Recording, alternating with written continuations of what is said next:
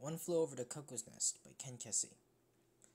This tale of individuality, masculinity, and insanity takes place, quite appropriately, in a mental hospital in Oregon. Told by a paranoid schizophrenic Native American named Bromden, it details the conflict between identity and oppression. The hospital itself is run by a selection of nurses and aides, headed by one Miss Ratchet, also called the Big Nurse. Nurse Ratchet is a rather widespread and well-known character, which has resulted in the creation of her own prequel TV series, Ratchet. She's an enigmatic character who keeps up a facade of neatness, perfection, and tightly reined control, keeping her patients under a leash of observation and manipulation. She does not view them as humans and focuses on dominating them rather than curing them. She works to emasculate the males, drastically lowering their self-esteem to the point where they believe they cannot function outside of the nurse's control. The story begins when Randall Patrick McMurphy, an alleged psychopath from a work farm, is committed into the asylum. McMurphy immediately goes around the room introducing himself to the patients, even to the chronics and vegetables who cannot understand what he's saying, and trying to liven up the atmosphere. However, it quickly becomes apparent that the men in the asylum are not easily cheered and have in fact lost their laughs. These laughless men, the patients of the asylum, are divided into the acutes, those who are considered curable, and the chronics, those who are too far gone to help. Insubordination in the ward is immediately answered and punished by shock treatment, isolation, or even lobotomies. Chief Bromden relates all this to the audience, also stating that Nurse Ratchet is simply a cog in a greater machine he calls the Combine, a mechanical system that cares only about having people fit in and breaks the ones who don't. Bromden, who everyone simply assumes is deaf and dumb, senses something special in McMurphy, something liberating and individual, untouched by the Combine. Soon after introducing himself to the wards, McMurphy takes part in his first therapy session, which is anything but therapeutic. Ratchet uses these therapy sessions to emasculate and embarrass the wards, turning them against each other and pressing them relentlessly until they crack. McMurphy sees the others gang up on Harding, a soft-spoken individual, about his sexual problems, and is shocked by their viciousness. Afterwards, McMurphy criticizes the wards for taking part in what he views as a pecking party. He claims that the nurse is a ball cutter and that the wards aren't doing anything to resist.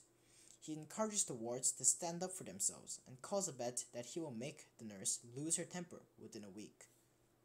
A few days later during group therapy, McMurphy raises the issue of the approaching World Series baseball games and asks the nurse to change their schedules so that they can watch the games in the afternoon. The nurse, of course, refuses, and when a vote is called, none of the wards except Cheswick raise their hands. Incensed, McMurphy accuses them of being too chicken shit.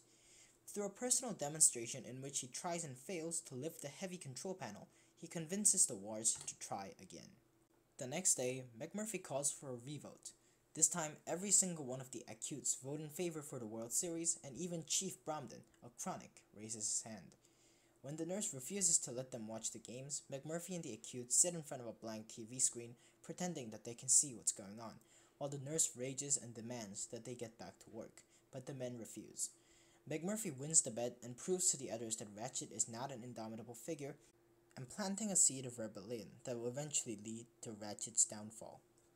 Excited by the victory, McMurphy and the acutes start getting out of line and acting freely. McMurphy has partially liberated them from Nurse Ratchet's iron fist. However, McMurphy soon learns that he is at the mercy of the hospital staff concerning his freedom. He starts acting more docile, not wanting to lengthen his time spent in the ward. The acutes are upset about McMurphy's submission, and Cheswick, an eager supporter of McMurphy, drowns himself in the pool. Realizing that the others see him as a leader, McMurphy decides to risk it all for the wards, breaking the window to the nurse's office and ending his streak of obedience. The men are delighted to have the old brash, confident McMurphy back, but the chief is concerned for McMurphy, viewing him as a messiah figure who gives up his life for the sake of the ward. McMurphy arranges a fishing trip for 10 of the men on the ward, taking along both himself and a prostitute named Candy Star. On the boat, he largely leaves the men to their own devices, letting them become confident in themselves and feel masculine and free. Afterwards, he arranges to have Candy sneaked into the ward so that Billy Bibbit, an anxious stutterer, can lose his virginity. The men return feeling empowered, but McMurphy and Chief immediately get into a fight with the wards, who had assaulted an acute named George Sorensen. The two get sent up to the disturbed ward and receive shock therapy. While Bromden only has to take one, McMurphy is forced to take many shocks repeatedly. Eventually, though, he returns relatively unharmed, having survived the nurse's attempt to cut him down and make him smoke. Again, it is clear that all the accused view McMurphy as a martyr figure, but Chief Bromden and some of the others are already worried about what might happen to their great messiah once Nurse Ratched manages to cut him down. Despite Harding's urgent warnings, McMurphy refuses to escape, claiming that he cannot escape on the day of Billy's party. He convinces the night aide to let Candy and another prostitute, Sandy, into the ward. Billy loses his virginity and all the men get drunk, trashing the ward. Near the end of the party, Harding urges McMurphy to escape once more, but McMurphy falls asleep and is discovered by the hospital staff in bed with Sandy.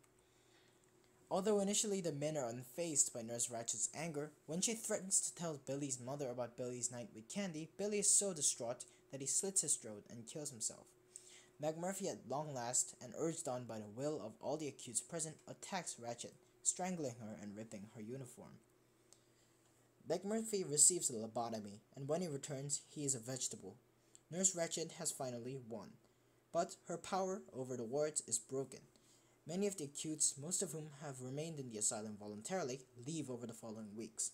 Chief Bromden euthanizes McMurphy with a pillow and escapes through the window after having thrown the control panel through the glass.